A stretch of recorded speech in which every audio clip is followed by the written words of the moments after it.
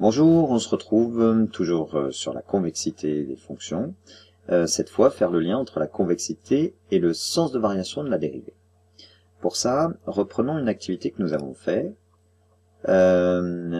où nous avons découvert la convexité en traçant les tangentes aux courbes en un maximum de points sur les courbes usuelles. Alors ici, c'est la courbe représentative de la fonction x au carré.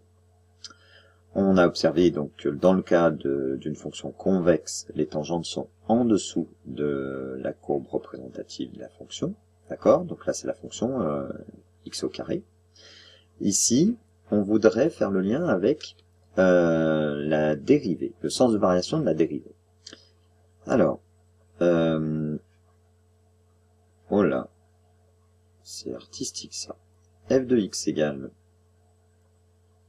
Oh, joli. F de x, c'est x au carré.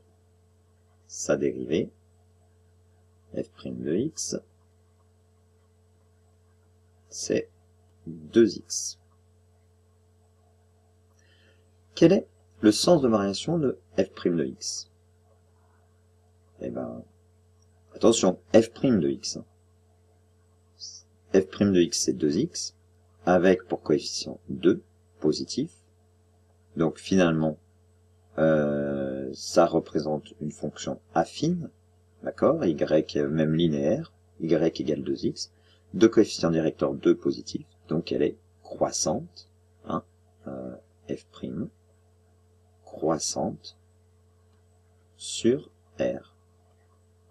Ok. Donc, a priori, on pourrait conjecturer que lorsque la dérivée est croissante sur R, eh bien la fonction est convexe. Si on prend la fonction f de x égale racine de x, par exemple, à ce moment-là, sa dérivée, la dérivée de racine de x, c'est f' de x égale 1 sur 2 racine de x. Voilà. C'est une fonction inverse, d'accord? Elle va être décroissante, cette fonction-ci. Et la fonction racine, eh bien, elle est comment? Elle est concave. Alors, pour s'en rappeler, je vais la faire réapparaître. Voilà. Pas encore voilà, mais... Ah, bon, je vais faire pause et puis je vais faire disparaître tout ça et la faire réapparaître. Et voilà, pour s'en convaincre, s'en reconvaincre, effectuons la trace. Et oui, les tangentes. Donc les tangentes sont bien au-dessus de la courbe. La courbe est concave, cette fonction est concave. Et la dérivée est décroissante. Eh bien, c'est ce qu'on va écrire. Lorsque la dérivée est décroissante sur un intervalle, la fonction est concave. Quand la dérivée est croissante sur un intervalle, la fonction est convexe. Alors, f est convexe sur grand I, et alors f est concave sur grand I. Donc nous savons maintenant que pour étudier la convexité ou la concavité d'une fonction sur un intervalle, on peut étudier le sens de variation, de la dérivée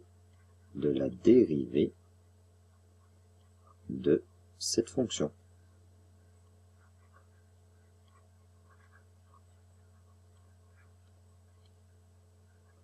D'accord? Comment on étudie le sens de variation de la dérivée d'une fonction? Alors, ça revient à se poser la question, comment on étudie le sens de variation d'une fonction? Qu'est-ce qu'il faut faire? Eh bien oui, il faut étudier le signe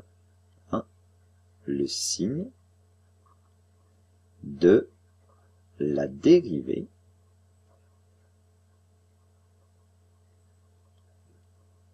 de f' de x. Cette dérivée, eh bien en fait, la dérivée de f' de x, c'est ceci, hein. On va l'écrire f avec 2 primes, comme ça, qui va se lire f seconde, ou encore dérivée seconde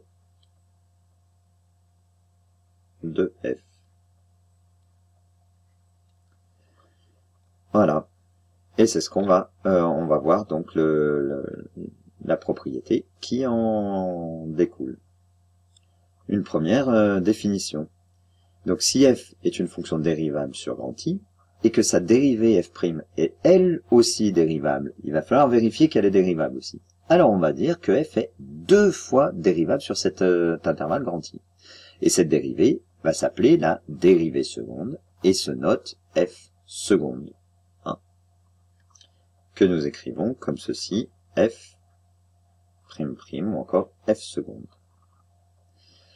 Du coup, notre propriété devient soit f une fonction 2 fois dérivable sur un intervalle grand I. Donc effectivement, il va falloir vérifier qu'elle est 2 fois dérivable. Si f seconde est positive sur grand I, alors à ce moment-là, ça veut dire que f' de x est croissante sur grand I. D'accord? Si elle est croissante sur grand I, ça veut dire que la fonction f, alors f est convexe sur grand I. D'accord? Et puis si f' est négative sur grand I, alors, eh bien, la dérivée f' de x est décroissante sur grand I. Si la dérivée est décroissante, ça va vouloir dire que f est concave sur grand I. Voilà. Un petit exemple. Hein, tout de suite, là. Battons le faire pendant tant qu'il est chaud. Soit f, la fonction est définie par 4 sur x carré plus 3. Eh bien, déterminer la convexité. Alors, on te le dira pas forcément à chaque fois de calculer la dérivée seconde. Comme on vient de le faire, d'abord, détermine la dérivée seconde, et puis après, en déduisant la convexité. Mets sur pause, et on vérifie tes calculs. Alors, voilà. Quel type elle est, cette fonction? Bah oui, 1 sur u, ou encore k fois 1 sur u, avec k étant un nombre réel positif, c'est-à-dire 4. La dérivée de 1 sur u, c'est moins u' sur u carré, avec u de x, hein, c'est x carré plus 3. Donc u' de x, c'est 2x. Eh bien, on n'a plus qu'à multiplier par 4, donc ça fait 4 fois moins 2x, puisque c'est u' sur u au carré, moins 8x sur x carré plus 3, le tout au carré. Maintenant, il faut redériver en cette fonction. Alors, de quel type elle est cette fois? Bah oui, du type u sur v. Quelle est la formule de u sur v? Allez, ça démarre par u'. u' fois v moins, attention, u v', ouais, le tout sur v carré. U, qu'est-ce que c'est? Moins 8x. Sa dérivée, c'est moins 8. V, c'est x carré plus 3, le tout au carré. D'accord? La dérivée, v de x, c'est x carré plus 3, le tout au carré. v' de x, c'est pareil que, attention, u à la puissance n. La dérivée de u à la puissance n, c'est n, u', u, n-1. Donc ça va nous faire 2, c'est ce 2-là, fois la dérivée de x carré plus 3, 2x, fois la fonction u, c'est x carré plus 3, à la puissance 2 moins 1, c'est-à-dire 1. Allez, je te laisse mettre tout en ordre là, on a bien tout déblayé. Hein. Ouf, un bon gros coup de bulldozer. Allez, à toi, termine. Tu mets sur pause, et puis on regarde ça. Alors, voilà ce qu'on trouve dans un premier temps. Hein. Moins 8, c'est bien la dérivée de u. Moins 8x, c'est bien la dérivée de moins 8x. Ensuite, v, c'est x carré plus 3 au carré. Moins u, c'est bien moins 8x. La dérivée de v, on en avait parlé ici, d'accord. Finalement, ça nous fait moins 8, ça fait plus 8 fois 4, 32. X, 2, facteur de x carré plus 3. Il faut réduire tout ça, enfin factoriser, on peut factoriser par x carré plus 3, et puis réduire. Vas-y. Deuxième étape. Alors, on factorise par x carré plus 3. Ok. Là, j'ai tout mis ce qu'il y avait. Donc, avec celui-là, il y a x carré plus 3 au carré, donc x moins 8, facteur de x carré plus 3, plus 32x2. On simplifie, puisque ici, on a puissance 4, et là, on a x carré plus 3, donc ça nous fait x carré plus 3 au cube. Puis ensuite, on développe moins 8x2 plus 32x2, ça nous en fait 24x2, moins 8 fois 3, 24. On peut factoriser par 24, ce qui fait 24 facteur de x carré moins 1 sur x carré plus 3 au cube. Voilà. Là, on a quelque chose dont on peut étudier le signe. 24, c'est positif. X carré plus 3, c'est positif, d'accord? Au cube, c'est positif. Donc pour avoir le signe de cette dérivée seconde, il va falloir étudier le signe de x carré moins 1. Quel est le signe de x carré moins 1? Alors attention, ça va dépendre de 1 et moins 1. Allez, fais-le, et on vérifie. Alors, x carré moins 1, c'est un trinôme du second degré.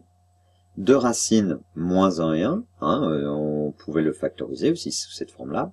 On a la règle du signe d'un trinôme du second degré, qui est qu'un trinôme du second degré est du signe de a, le coefficient devant x carré. Ici, c'est 1. Du signe de a à l'extérieur des racines. Donc, x carré moins 1 va être supérieur ou égal à 0 si x appartient à l'extérieur des racines qui sont moins 1 et 1, c'est moins l'infini moins 1, union 1 plus l'infini. D'accord? Et puis négatif à l'intérieur des racines. Donc ça signifie que la dérivée seconde est bien positive sur moins l'infini moins 1, 1 plus l'infini. Et donc la fonction va être convexe sur moins l'infini moins 1, union 1 plus l'infini. Et concave sur moins 1, 1. Voilà. Et c'est ce qu'on va écrire. Et voilà. Donc par conséquent, sur moins l'infini moins 1, union 1 plus l'infini, f seconde de x est bien positif, puisque 24 c'est positif, x carré plus 3 au cube est positif, et que x carré moins 1 est positif. Donc, par propriété, la fonction est convexe sur moins l'infini moins 1, union 1 plus l'infini. Et puis, sur moins 1, 1, eh bien, f seconde de x est inférieur ou égal à 0, puisque cette fois, x carré moins 1 est négatif. Et donc, cette fois, f est concave. Voilà. Allez, eh ben, je suis sûr que ça t'a fait un petit peu tourner la tête, tout ça. Bon courage, reprends, lentement, en faisant sur pause, et puis entraîne-toi sur d'autres fonctions, évidemment. Allez, alors évidemment, j'en ai pas pris une toute simple, mais pour un exemple, c'est pas mal aussi, hein, ça fait revoir beaucoup de choses. Allez, à bientôt et bon courage. Ciao!